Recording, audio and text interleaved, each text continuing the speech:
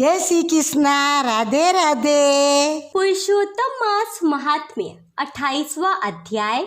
श्री नारायण कहने लगे कि हे नारद जी, इसके पश्चात वह अत्यंत दुखों को भोग कर बंदर योनि को प्राप्त हुआ। पापों का नाश करने वाला एक सरोवर था जो देवताओं को भी दुर्लभ मृग तीर्थ नाम से विख्यात था।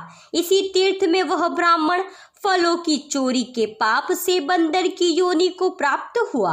नारद जी बोले, हे प्रभु, करोड़ों पापों से युक्त वह बंदर इस तीर्थ में कैसे बसता रहा? श्री नारायण बोले, चित्रकुंडल नाम वाला कोई वैश्य था, उसकी स्त्री तारक नाम वाली थी।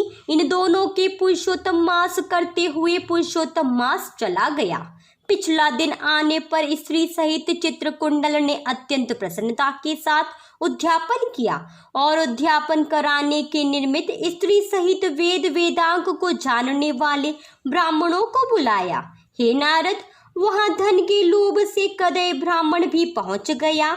जब उद्यापन विधि समाप्त हो गई तो चित्रकुंडल वैश्य ने उन स्त्री सहित ब्राह्मणों को अत्यधिक दान दे प्रसन्न किया।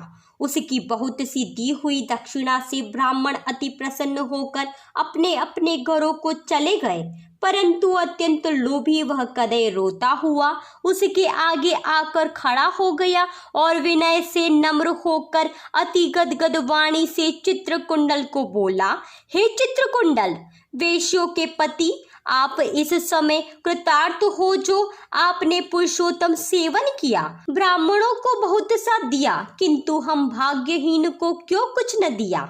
उस कदय के ऐसे वचन सुन उस वेश्य ने कदय को भी बहुत सा धन दिया। उस ब्राह्मण ने उस धन को लेकर पृथ्वी में गाड़ दिया।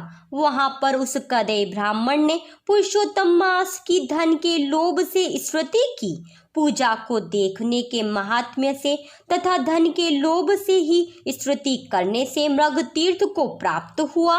नारद जी बोले, हे प्रभु, घनी छाया वाला मनोहर वृक्षों से शोभित उस वन में उसे रहने का क्या कारण था, सो आप हमसे कहिए। श्री नारायण बोले, हे नारद जी, जब रामचंद्र जी ने समुद्र में पुल बांधकर रावण का वध कर दिया तो रावण के मारे जाने से ब्रह्मा, शिव, इंद्रादि सब देवताओं ने प्रसन्न होकर रामचंद्र जी को वर मांगने के लिए कहा।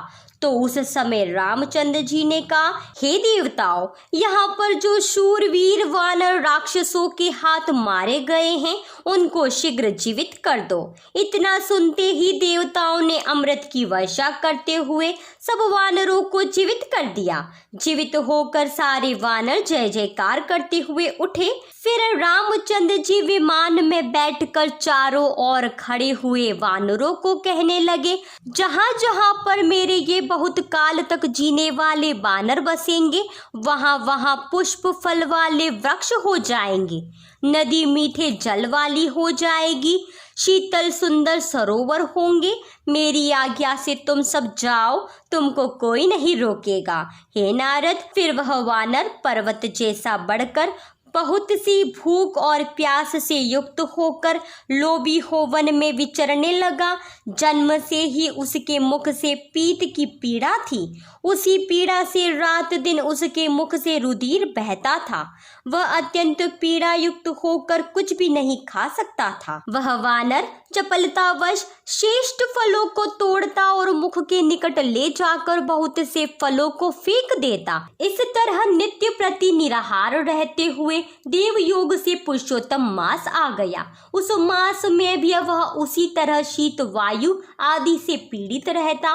कोई समय कृष्ण पक्ष में गहन वन में विचरता हुआ वह प्यासा अमृत जैसे कुंड के जल को पीने को समर्थ नहीं हुआ, परंतु भूख से व्याकुल होकर भी चपलतावश वृक्ष के ऊपर चढ़ गया। एक वृक्ष से दूसरे वृक्ष पर जाता हुआ कुंड में गिर गया और 5 दिन बाद मृत्यु को प्राप्त हो गया। तभी एक विमान वहां पर आया जो नाचती हुई अप्सराओं और सुंदर गाते हुए गंधर्व किन्नरों से सुशोभित था। इस तरह सुंदर शरीर को धारण कर वह महाभाग बानर अपने शरीर को देख अत्यंत आश्चर्य को प्राप्त हुआ और बोला कि हम महापापी को यह विमान का सुख जो अत्यंत पुण्य वालों के लिए नियुक्त है कैसे मिला? मैंने ऐसे कोई अच्छे कार्य किए ही नहीं कि मुझे हरि का स्थान प्राप्त हो। और इसी प्रकार 28वां अध्याय समाप्त। अधूरी वे तो पूरी कर जो, पूरी वे तो मान कर जो। जय श्री कृष्ण।